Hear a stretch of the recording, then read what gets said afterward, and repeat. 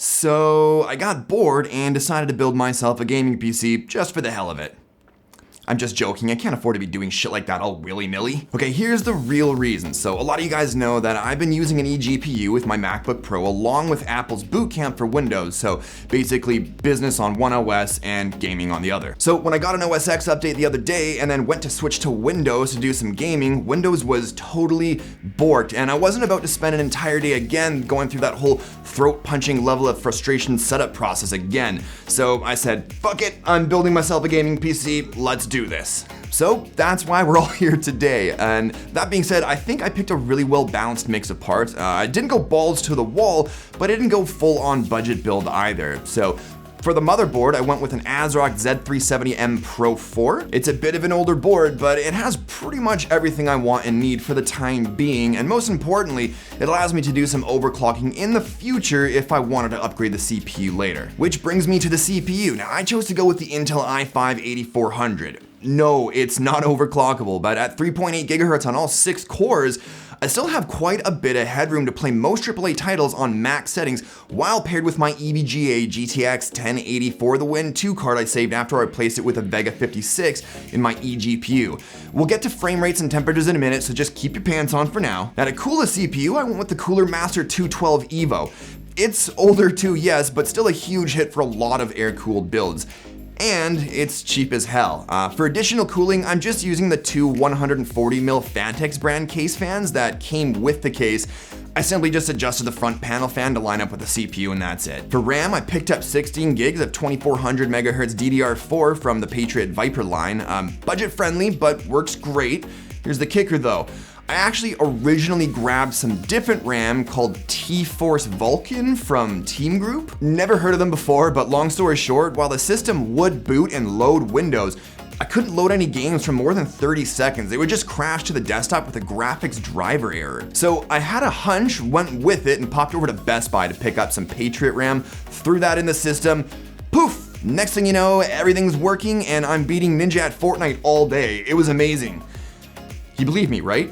Now for storage, I actually already had a 128 gig Samsung 850 EVO Pro, which I'm using for the OS, and another 500 gig Samsung 850 EVO for mass storage. And since all I'm doing on this machine is gaming and really only a few games at that, I think that's all I need. For the PSU, I went with a nice and humble semi-modular EVGA 650BQ80 Plus Bronze.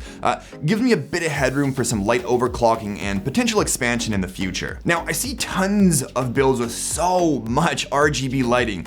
I like RGB lighting, I just don't like overdoing it, and my bloody speakers are already shooting out RGB, so just one small strip should do it. Anyways, I grabbed a single 400mm RGB strip from Fantex for that cherry on top, which actually leads me to the case, which is also from Fantex. It's the Evolve Micro ATX, and so that RGB strip I mentioned, it just plugs right into the case itself so that it mirrors the RGB lighting from the power button and this little light bar at the front of the case, and then the lighting can be controlled using a little button on the front panel I/O.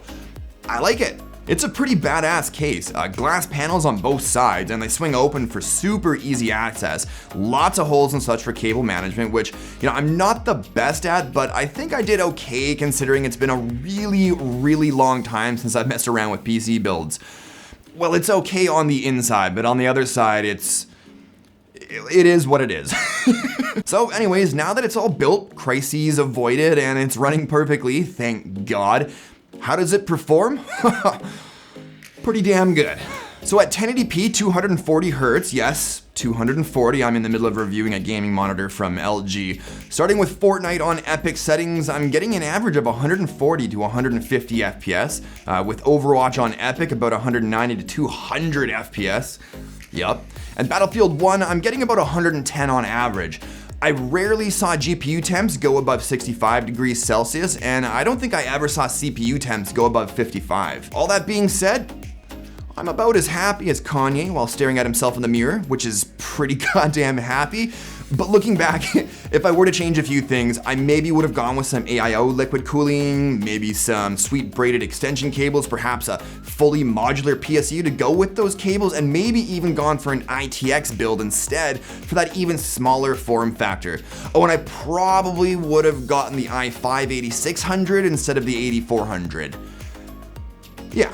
But regardless of all that, I can still change things down the road and overclock things if I felt like it. So at the end of the day, I'm really stoked with how it all turned out. Only problem now is, what do I name it? So drop me a comment down below and we'll see who can come up with the best name. Anyways, you're probably wondering how much all this ran me. So with everything excluding peripherals, of course, we're looking at a total of just over 1,600 US or 2,100 Canadian.